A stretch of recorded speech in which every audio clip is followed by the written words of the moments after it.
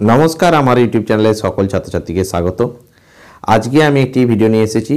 যেমন তোমাদের পরপর সাজেশন ভিডিওগুলো আসছিল থার্ড সেমিস্টারে, সেরকম ডিএসসি বেঙ্গলির থার্ড সেমিস্টার থেকে আরও একটি সাজেশন ভিডিওটির নাম, পেপারটির নাম হচ্ছে কথা সাহিত্য, নাটক এবং প্রবন্ধ।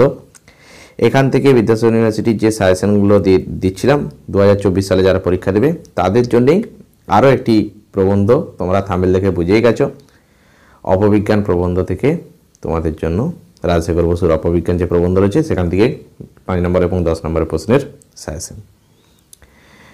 তো ভিডিওটা ভালো লাগলে অবশ্যই একটা লাইক করে দিও। তোমরা লাইক দিলে আমারও ভিডিও বানানোর উৎসাহ খানিকটা বাড়ে। চ্যানেলে নতুন হলে অবশ্যই চ্যানেলটি সাবস্ক্রাইব করে রেখো। এবং অনেক সময় দেখা যায় যে তোমাদের কিছু মতামত থাকে, তোমরা সেগুলো আমাকে হোয়াটসঅ্যাপে মেসেজ করো। হোয়াটসঅ্যাপে মেসেজ করার আগে তোমরা আমাকে এখানে কমেন্টে মেসেজ করতে পারো। আমি কমেন্টের মেসেজে বা কমেন্টে যদি তোমাদের মতামত জানাও, আমি সেগুলো তাড়াতাড়ি উত্তর দেব। এবার আসছি যে অনেক সময় বিদ্যাসাগর ইউনিভার্সিটি ব্যতীত অন্যান্য ইউনিভার্সিটির ছেলেমেয়েরাও কমেন্ট করো বা আমাকে মেসেজ করো, তাদেরও এই সিলেবাসে এই পেপারগুলোতে বা বিভিন্ন পেপারে এই ধরনের প্রবন্ধগুলো থেকে থাকে। সেই জন্য বলবো যে তোমরাও দেখতে পারো, তোমাদের জন্য এই যদি প্রবন্ধ থেকে থাকে তোমাদের সিলেবাসে, সেক্ষেত্রেও কিন্তু এই ধরনের প্রশ্নই আসবে, এর বাইরে কিন্তু প্রশ্ন আসবে না। ঠিক আছে, তাই জন্য এই প্রবন্ধ থাকলে অবশ্যই দেখে যাও। তো শুরু করছি অপবিজ্ঞান প্রবন্ধ, রাজশেখর বসুর অপবিজ্ঞান প্রবন্ধ থেকে। প্রথমে আমি 10 নম্বরের প্রশ্নগুলো আলোচনা করে দিচ্ছি, তারপরে 5 নম্বরের প্রশ্নগুলো যাচ্ছি। 10 নম্বরের প্রশ্নের প্রথম সেটা হচ্ছে রাজশেখর বসুর অপবিজ্ঞান প্রবন্ধের নামকরণের সার্থকতা আলোচনা করো। ক্লিয়ার? নামকরণের সার্থকতা খুব ইম্পর্টেন্ট কোশ্চেন, কারণ অপবিজ্ঞান প্রবন্ধটার নামকরণ তিনি কেন করলেন রাজশেখর বসু এরকম অপবিজ্ঞান, ঠিক আছে? সেই জন্য আমি বলবো এই নামকরণের সার্থকতাটা অবশ্যই করেছে। ক্লিয়ার? পরের কোশ্চেন সেটা হচ্ছে রাজশেখর বসু রচিত অপবিজ্ঞান প্রবন্ধটির বিষয়বস্তু নিজের ভাষায় তুলে ধরো। আর এই বিষয়বস্তু হচ্ছে এমন একটা প্রশ্ন, যে প্রশ্নগুলো করে গেলে, ঠিক আছে, এর ভিতর থেকে যে ধরনের প্রশ্ন আসুক না কেন তোমরা মোটামুটি একটা উত্তর লিখে আসতে পারবে। সেই জন্য আমি বলবো প্রতিটা প্রবন্ধের বিষয়বস্তুগুলো যেন একটু মনে থাকে।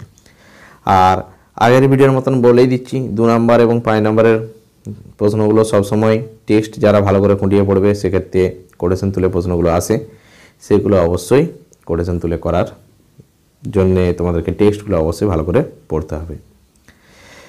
তো 5 নম্বরের কোটেশন তুলো বাদ দিয়ে বাকি দুটো প্রশ্ন আমি দিয়েছি 5 নম্বরের জন্য।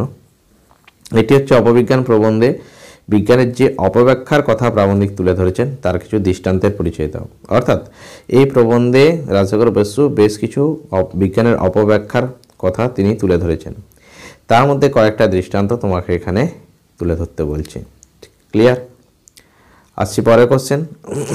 রাজশেখর বসুর মতে অপবিজ্ঞান কি তা তোমার ভাষায় লেখো। রাজশেখর বসু এই প্রবন্ধতে, অর্থাৎ অপবিজ্ঞান প্রবন্ধতে অপবিজ্ঞান কি যে বলেছেন, অপবিজ্ঞানের সংজ্ঞা বা অপবিজ্ঞান কাকে বলে যেটি তুলে ধরেছেন সেটি তোমার নিজের ভাষায় লেখো।